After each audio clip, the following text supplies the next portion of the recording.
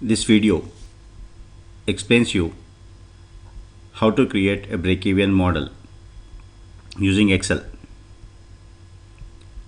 First, we look at what is a break-even analysis. A break-even analysis is a financial tool that allows a manager to estimate how many units of a product a company needs to sell in order to break even. In order to break even in the sense where there is no profit or no loss. The break-even point occurs when total revenues equals to total cost. So a break-even point occurs when total revenue equals to total cost. And the total cost includes both fixed cost and variable cost. Now we say what is a fixed cost? The fixed costs are those costs that occur or that are not directly related to the level of output. In the sense, irrespective of the number of units that you produce, these costs remain constant. For example, rent, rates, then depreciation on a machinery, your administrative expenses, selling expenses in the fixed selling expenses or marketing expenses are all part of a fixed cost. Irrespective of your number of units you sold, so you have to pay the fixed amount as a rent. And next is variable cost. Variable costs are those costs which vary directly with the level of output. Examples are raw materials, fuel consumption, and direct labor. So these costs vary. If you produce a 1 unit, the raw material required for a 1 unit will be, say, for example, 10 units of a raw material is required to produce 1 unit of product. So if you produce 100 units and 100 into 10 units of a raw material, so raw material is directly proportional to the variable cost. Now how is it we are going to calculate the break-even point? Break-even point is calculated using equation total fixed cost, TFC, total fixed cost divided by P is price, that is selling price per unit, minus average variable cost.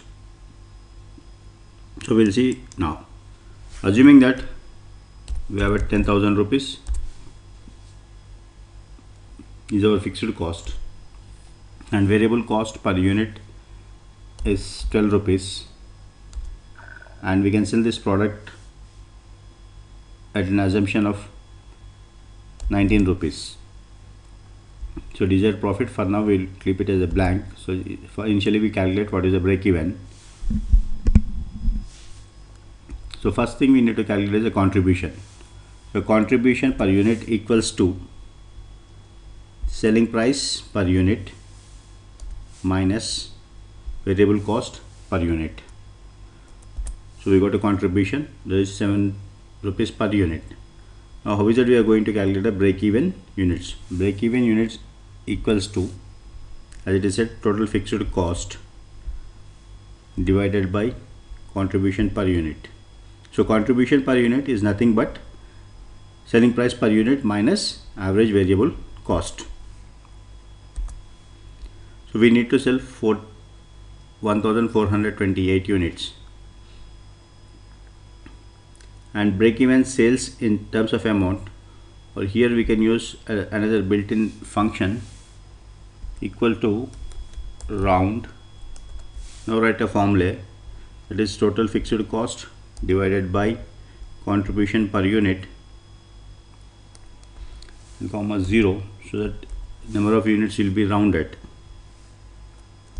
So we need to produce 1429 units, and break-even sales is number of break-even units multiplied by selling price per unit. This equals to number of break into selling price per unit. That means to break even we need to make a sales of 27,151. But this point of this sales of 1429 will yield you no profit. This is a no profit no loss zone. Break even point is a no profit no loss zone. But when making a business, we are interested to earn some profit, so that is our desired profit. So on this, let us say you want to make a profit of 1000, then here, to calculate the break-even units with the desired profit, we use a different equation, that is total fixed cost plus desired profit divided by contribution or price minus variable cost. So here we use this equals to, what is our total fixed cost? 10,000, and to this add our desired profit. Desired profit is 1000,